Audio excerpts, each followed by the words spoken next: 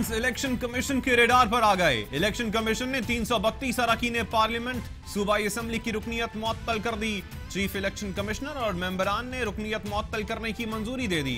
जराये के मुताबिक फवाद चौधरी, आमिर कयानी, राहीला मक्सी, एहसन इकबाल, मुसद्दिक मलिक, अनवारुल हक काकड़ की रुकनीत भी मुअत्तल कर दी गई। मुअत्तल अरकान असम्बली इजलास कानून साजी में शिरकत नहीं कर सकते।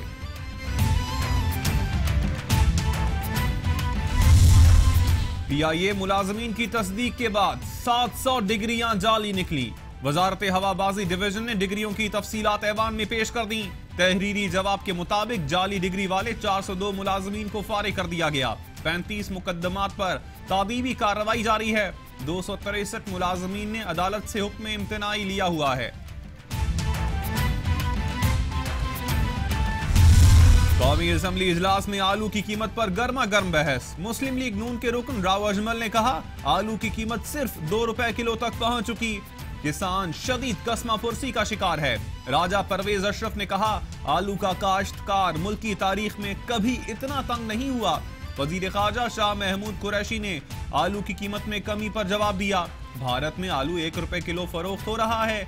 ये बहरान बैनुल अक़वामी सतह पर है। मामले के हल के लिए मिल बैठकर इसका हल निकालना होगा।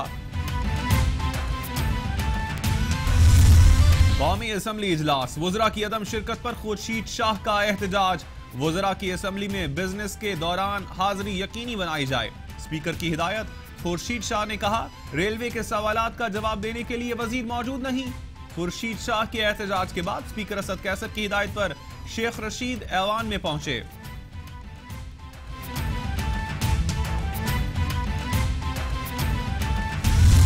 कौमी असम्बली इजलास में एहसन इकबाल का नुक्ता एतराज उठाते हुए कहना था कि साबिक आमिर परवेज मुशर्रफ के मुंजमद अकाउंट से ट्रांजैक्शन हुई हैं। बताया जाए कैसे मुंजमद अकाउंट से पैसे निकाले गए। हुकूमत बताए कानून का दोहरा मेयार क्यों है।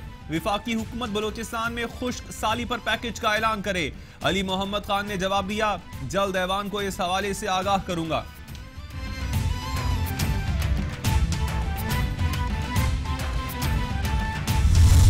पाकिस्तान रेलवेज के पास 460 इंजन हैं। वजारत रेलवेज का कौमी असम्बली में जवाब। ऐवान को आगाह करते हुए बताया गया कि 140 इंजन नाकारा, 320 इंजन जेरे इस्तेमाल है। रेलवे ने बजट खसारा कम करने के लिए किरायों में इजाफा किया। हुकूमत के पहले 100 दिनों में 20 नई ट्रेन मुतारिफ करवाई। 15 करोड़ रुपए भी कमाए।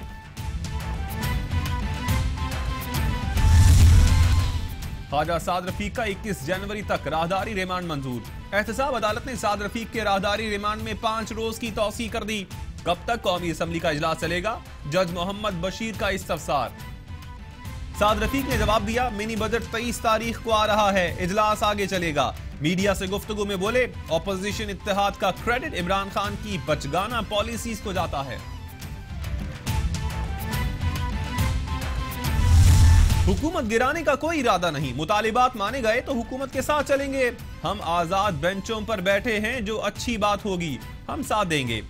विफाक से जो हमारी बात हुई थी उससे एक बात पर भी अमल दरामद नहीं हुआ। BNP के रहनुमा सरदार अख्तर मैंगल की मीडिया से गुफ्तगू।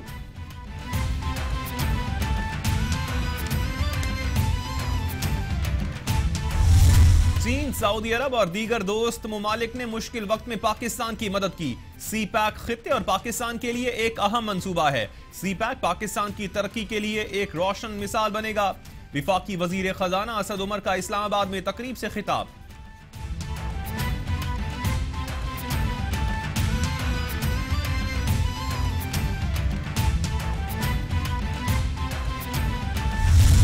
तहरीक इंसाफ अपनी विफाकी हुकूमत पर नजर डाले, उनके इत्तेहादी खुश नहीं हैं। काफ लीग के रहनुमा ने भी ट्विटर पैगाम दिया कि फवाद चौधरी को लगाम देने की जरूरत है।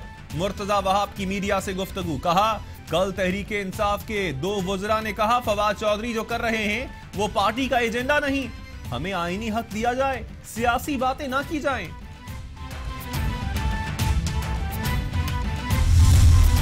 सुप्रीम कोर्ट ने 18वीं तरमीम से मुतालिक सिंध हुकूमत की दरखास्त मुस्तरद कर दी। चीफ जस्टिस साकिब निसार ने मुख्तसर फैसला पढ़कर सुनाया। दरखास्त मुस्तरद होने की वजूहात सुप्रीम कोर्ट के तफसीली फैसले में दी जाएंगी। अदालत उज़्मा ने केस निपटा दिया। जिना अस्पताल का कंट्रोल विफाक के पास ही रहेगा।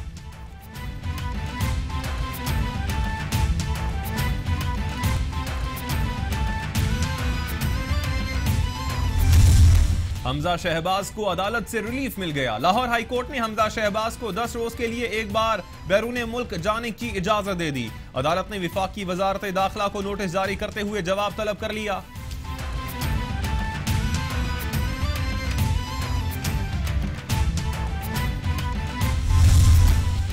सुप्रीम कोर्ट ने बढ़ती आलूदगी से मुताल्लिक केस निपटा दिया। कमीशन के सरबराह डॉक्टर परवेज हसन ने अदालत को आगाह किया कि इस दफा स्मॉग में बहुत कमी आई। हो सकता है नए चीफ जस्टिस मुझे बतौर माहौलियात कमीशन सरबराह काम जारी ना रखवाना चाहें। चीफ जस्टिस ने रिमार्क्स दिए, आपने बहुत शानदार काम किया है, नए चीफ जस्टिस से बात करूंगा। जस्टिस एजाजुल एहसन इस पर फैसला लिखेंगे।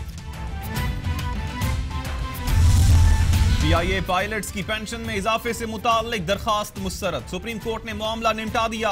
जस्टिस फैसल अरब ने फैसला पढ़कर सुनाया।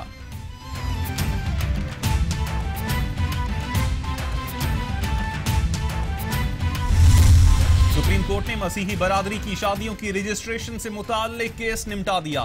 नादरा को मैरिज सर्टिफिकेट जारी करने का हुक्म।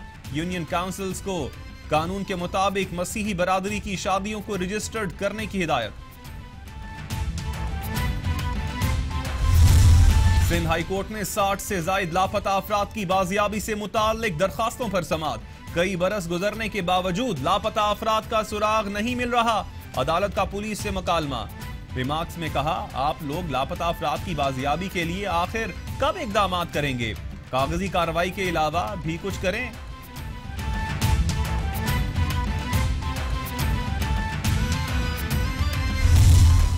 मुल्क भर में ऑपरेशन।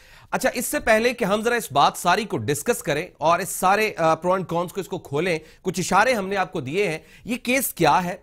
इस केस में जस्टिस काजी फाइज ईसा साहब ने क्या इख्तलाफी नोट्स दिए हैं?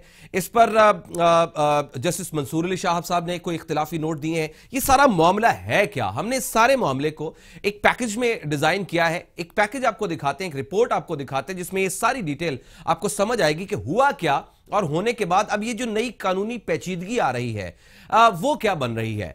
अगर ये नहीं हो सकता, जो काम किया गया है नहीं हो सकता, तो फिर इसके कॉन्सिक्वेंसेस क्या है? फिर इसके कॉन्सिक्वेंसेस के बाद इस प्रेसिडेंट का इफेक्ट क्या आएगा जो बन रहा है? क्योंकि मौजूद चीफ जस्टिस साहब ने, जाहिर है ये तो 100% तय है कि जानबूझकर या कुछ इसमें कोई बदनीयती शामिल नहीं होगी, यहां कोई और मामलात होंगे। लेकिन इसके ऊपर जो कमेंट्स आ रहे हैं, जो लीगल एक्सपर्ट्स इसके ऊपर बात कर रहे हैं, वो एक नई डिबेट को जन्म दे रहे हैं। जाहिर है मुआशरे की तश्कील के लिए हम जो पाकिस्तान का कानून आइन है उसको प्रिवेल करने के लिए डिस्कशन कर रहे हैं कि इस बात को जरा डिस्कस कर लिया जाए। इसका हरगिज मतलब किसी भी मुअज़्ज़ज़ जज साहब की तरफ उंगली उठाना या उनके बारे में या उनके किरदार या उनकी नीयत के बारे में कोई बात करना नहीं है। जरा ये पैकेज देख लीजिए, ये रिपोर्ट देख लीजिए, उसके बाद दोबारा हाजिर होते हैं। और गुज़श्ता रोज जो मंटू साहब ने गुफ्तगू की, आबिद हसन मंटू साहब ने, जो माहिर आईन और कानून है, बड़े सीनियर कानूनदान है, उनका भी देखेंगे कि उन्होंने क्या वर्जन दिया। पहले ये रिपोर्ट देख लीजिए। गुज़श्ता साल 9 मई को पाकिस्तान की अदालती तारीख में एक नई मिसाल रकम की गई, जिसमें सुप्रीम कोर्ट के 2 जज साहिबान जनाब जस्टिस काजी फाइज ईसा और जस्टिस मंसूर अली शाह ने ऐसा लगता है अपने कानूनी जमीर का बोझ हल्का किया और चीफ जस्टिस की जानिब से बेंच की तश्कील 9 को बेवक़्त कर दिया। यह भी है कि आर्टिकल 184(3) अज खुद नोटिस का जो कानून है, इसके तहत इस केस में इस दफा मियां साकिब निसार के जुडिशल एक्टिविज्म के खिलाफ सुप्रीम कोर्ट से ही आवाज उठी थी। यह मामला जिसमें यह सारी चीज सामने आई है, यह आइन की शिक 184(3) के तहत चीफ जस्टिस ऑफ पाकिस्तान ने जो आज खुद नोटिस लिया था उस हवाले से सामने आया था। पिछले साल 9 मई को सुप्रीम कोर्ट पेशावर रजिस्ट्री में अस्पतालों का फुजला ठिकाना लगाने का यह आज खुद नोटिस था। इसकी समाअत के दौरान जनाब जस्टिस काजी फाइज ईसा ने बुनियादी हुकूक पर आर्टिकल 184(3) के अदालती इख्तियार पर सवाल उठाया था, जिस पर बेंच के सरबराह चीफ जस्टिस जनाब साकिब निसार उठकर चले गए थे और बाद में जस्टिस काजी फाइज ईसा का नाम बेंच से निकाल दिया था। आज खुद नोटिस एक बहुत बड़ा वाकया था जो अखबारात में भी रिपोर्ट हुआ था। अब इस वाकये के 8 महीने बाद और चीफ जस्टिस जनाब साकिब निसार की रिटायरमेंट से चंद रोज कबल ही सुप्रीम कोर्ट के जज जनाब जस्टिस मंसूर अली शाह का इख्तिलाफी नोट इसी मामले पर जो सुप्रीम कोर्ट की वेबसाइट पर सामने आया है, जिसको 1 जनवरी को रिपोर्टिंग के लिए मंजूर किया गया। 6 सफ़ात पर मुश्तमिल जस्टिस मंसूर अली शाह ने अपने इस नोट में, जो हर लिहाज से एक तारीखी नोट है, लिखा है कि चीफ जस्टिस मियां साकिब निसार का फैसला गैर जरूरी और गैर मुतवक्के था, जिसकी नजीर नहीं मिलती। इसलिए वो अपने भाई जस्टिस काजी फाइज ईसा से इत्तेफाक करते हैं। जस्टिस मंसूर अली शाह ने लिखा कि किसी जज की राय से इख्तिलाफ की बुनियाद पर बेंच तब्दील करना आइन और अदलिया की आजादी के खिलाफ है। किसी बेंच से जज को उसकी मर्जी के बगैर हटाना इस जज की आजादी राय का गला घोंटने के मुतरादिफ है। इख्तिलाफ राय को दबाना या दफन करना इंसाफ की बुनियादों तक को हिला सकता है।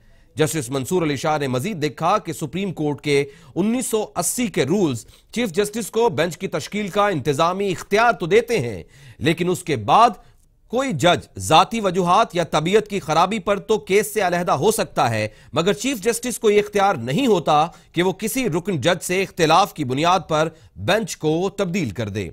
जनाब जस्टिस मंसूर अली शाह ने अपने इख्तिलाफी नोट में लिखा कि वो तब्दील शुदा बेंच में बैठने की गलती को तस्लीम करते हैं। वो एक जूनियर मेंबर के तौर पर इंतजार करते रहे कि चीफ जस्टिस नए बेंच के कयाम की वजूहात बताएंगे और आर्टिकल 184(3) से मुतालिक आईनी सवालात का जवाब देंगे, मगर अब तक कोई हुक्म सामने नहीं आया है। जस्टिस मंसूर अली शाह ने लिखा कि चीफ जस्टिस मियां साकिब निसार 17 जनवरी को रिटायर्ड हो रहे हैं। अब ये मुकदमात जेर इल्तिवा तस्वुर किए जाएंगे, इसलिए मैं अपनी आईनी जिम्मेदारी समझता हूं कि नए बेंच में समाअत से पहले ये मामलात तय हो जाएं और मुकदमात के स्टेटस के हवाले से अदालती रिकॉर्ड दुरुस्त किया जाए। 3 रुकनी बेंच से अलहदा किए जाने के 3 दिन बाद पिछले साल 12 मई को जनाब जस्टिस काजी फाइज ईसा साहब ने सुप्रीम कोर्ट पर तहफ्फुजात पर मबनी नोट लिखा था, जिसमें जनाब जस्टिस काजी फाइज ईसा साहब ने कहा था कि बेंच से मेरा नाम निकाल देना बिला जवाज है, ऐसी कोई नजीर नहीं मिलती। यह करने से निजाम की शफाफियत को नुकसान पहुंचा है, जिसके संगीन नताइज हो सकते हैं। उन्होंने यह भी लिखा कि अदालत को पहले यह तय करना होता है कि मामला मुफादे आमा बुनियादी हुकूक का है या नहीं है। रिपोर्ट आपने नाज़रीन मुलाहिजा की है। इस रिपोर्ट में तकरीबन तमाम बातें क्लियर हुई और इसमें हमने देखा कि जो नताइज थे, जो मामलात थे, जो इख्तिलाफी नोट थे, वो सामने आए। और इस इख्तिलाफी नोट में जो 6 सफ़ात पर मुश्तमिल था जस्टिस मंसूर अली शाह का, उसमें उन्होंने कहा कि एक तारीखी नोट है जिसमें उन्होंने चीफ जस्टिस मियां साकिब निसार का फैसला गैर जरूरी और गैर मुतवक्के करार दिया और इसकी नजीर नहीं मिलती। और वो ये कहते हैं कि वो अपने भाई जस्टिस काजी फाइज ईसा से इत्तेफाक करते हैं, क्योंकि जस्टिस काजी फाइज ईसा साहब ने भी रिमार्क्स दिए थे। जस्टिस मंसूर अली शाह साहब ने यह